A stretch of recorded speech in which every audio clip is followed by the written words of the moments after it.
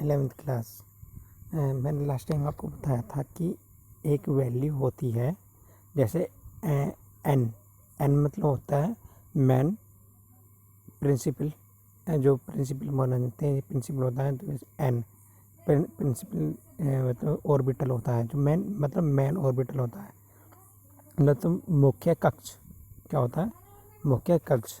तो मुख्य कक्ष जो होता है जैसे हम बोल लेते हैं एन की वैल्यू 1 2 3 4 5 6 7।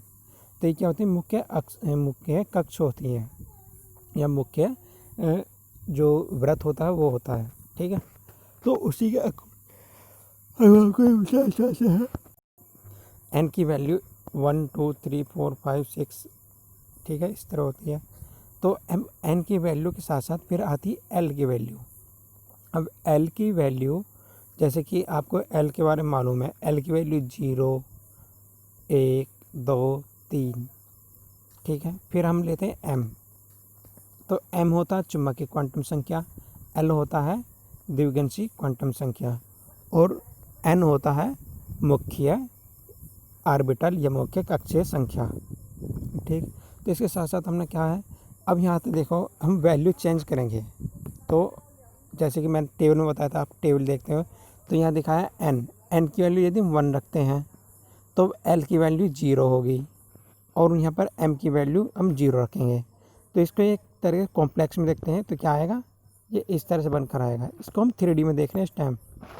जो ऊपर दिखाई दे रहा है ना कॉर्नर में, यहाँ पर देखो कॉर्नर में, तो आपको कॉर्नर में जो दिखाई दे रहा है 3 मीटर मतलब 3D में दिखाई देगा ये।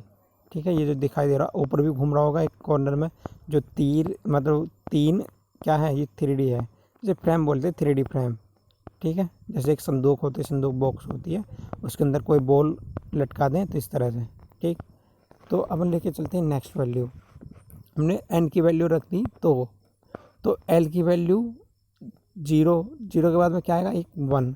तो एल की वैल्यू 1 होगी। जो 1 होती है तो क्या बनता है इसमें, इस तरह से डबल बनते हैं।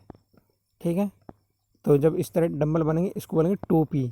तो वहाँ कॉर्नर में, एक दूसरी तरफ कॉर्नर में जो लेफ्ट हैंड के कॉर्नर में दिखाया 2p, मतलब 2n, मतलब 2p का मतलब हो गया, जहाँ पर 2 है, 2 का मतलब हो गया मुख्य कक्षा।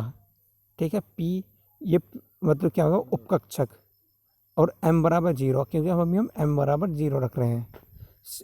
तो इसमें क्या क्या होता है, इस तरह से डंबल बनकर आते हैं, देख पा रहे हो आप। तो ये आपको डंबल जो दिखाई दे रहे हैं, तो जैसे P X P Y P Z, आपको इस तरह बताया था मैंने, P X P Y P Z. तो आपकी ओपिनियन है, आप इसको कौन से एक्स में मानना चाहते हो।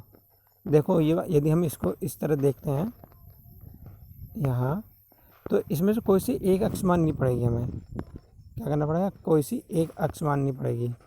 तो जिस तरह से दिखाई दे रहा है, ठीक, सपोज करो ये एक्स अक्ष पे है। कौन से अक्ष पे? एक्स अक्ष पे। तो ये एक्स अक्ष मान लो इसको, या फिर वाई अक्ष मान लो।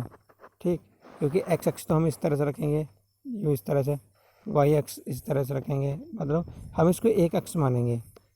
ठीक, जेड भी मान सकते हैं, एक्स भी मान सकते हैं, वाई भी मान सकते हैं। ठीक, अब यदि हम एम की वैल्यू 1 लेते हैं, देखा है मैंने अभी चेंज किया एम की वैल्यू, यदि एम की वैल्यू 1 लेते हैं तो देखो चेंज इसमें दिखा देगा एम की वैल्यू। तो यहाँ पर ये p मतलब 2p इस तरह से बनकर आएगा, दिखाई दे रहा है आपको, 2p इस तरह से बनकर दिखाई देगा ये। ठीक, अब वो ओपनिंग होती है कि X axis Y axis Z axis. ठीक है, तो इस तरह से बनकर आएगा। अब हम इस तरह से अगली लेंगे वैल्यू 3, एन की वैल्यू लेंगे 3, या एन का मान लेंगे हम 3। तो क्या होता है, एन की वैल्यू होती है 2, जब हम इसमें 3 मानते हैं, तो यहाँ पर सपोज करो हमने 3 माना, तो 3 में इस तरह बनेगा, मतलब एन की वैल्यू हमने रखी है 3, और एन एल की वैल्यू 2 आती है। ठीक है, जैसे कि एल की वैल्यू अभी 1 ही दिखाई हुई है, तो हम 1 ही रखेंगे, जब 2 की बात आएगी हम 2 रखेंगे। तो ये इस तरह बनता है, दिखाई दे रहा होगा आपको इन फ्रंट ऑफ, मैं सामने से दिखाना चाहता हूँ। तो ये अब दिखाई दिया होगा, ये इस तरह से होता है, मतलब ये एक क्या है, कक्ष, उपकक्ष है ये। ठीक है, ये एक उपकक्षक है और इसी के अंदर ही इलेक्ट्रॉन दिखाए जाते हैं। फिर आपको लेते हैं, ठीक है, ध्यान रखना ये, क्योंकि बुक के अंदर सब कुछ दिखाया गया है, हमें इसे 3D सॉफ्टवेयर से दिखाना चाह रहा हूँ। तो 3D सॉफ्टवेयर होता है, इसकी हेल्प से है। अब आगे देखते हैं 2। अब मैंने L की वैल्यू 2 की है। क्या किया? L की वैल्यू 2। जब L की वैल्यू 2 करते हैं तो ये इस तरह का बनकर आता है। तो उसमें बुक में आप देखोगे स्ट्रक्चर इस तरह होंगे। तो यहाँ पर इसको मैं X axis, Y axis, Z axis की हेल्प से नहीं दिखा रहा, इसे डायरेक्ट दिखा रहा हूँ, क्योंकि जो आपको आसानी से समझ आ जाए। वो स्ट्रक्चर जो बुक के अंदर दिखाए गए हैं वो आपको आसानी से समझ जाएंगे। फिर हम अब लेते हैं n की वैल्यू 4। जब n की वैल्यू 4 लेंगे तो शायद आपको f मिलेगा, ठीक है। तो n की वैल्यू हमने 4 ली है, तब l की वैल्यू हमने 3 बनाई है। तो आपको ये दिखाई दे रहा f में, f का स्ट्रक्चर कुछ इस तरह होता है, ठीक है, क्योंकि f का स्ट्रक्चर लेके चलें, ये f का स्ट्रक्चर है।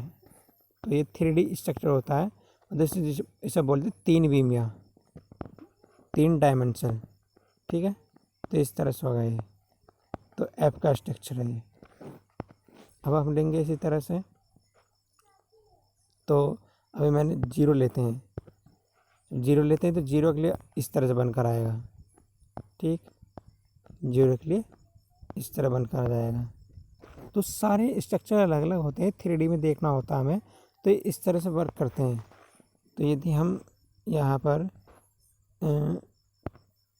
एक वैल्यू कम कर देते हैं और इसमें 2 ले लेते हैं, तो इसका इस तरह बनकर आएगा, मतलब 3D, इसका मतलब होगा 3D, और m की वैल्यू है 0, तो ये इस तरह बनकर आएगा, ठीक।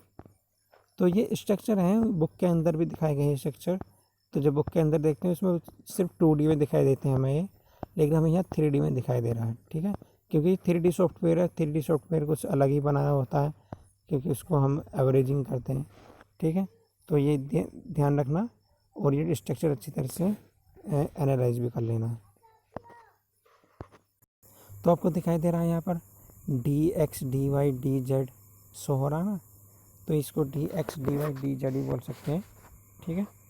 तो अब हम इसको चेंज करेंगे इस तरह से, तो यहाँ पर ये दिखाएगा, तो px py pz। अब आपको समझ आ गया p का किस तरह होता है, ठीक है, और p, तो यहाँ पर मतलब s की क्या होता है, s का तो सिर्फ एक सिंगल सर्कल होता है, मतलब एक बॉल जैसा होता है।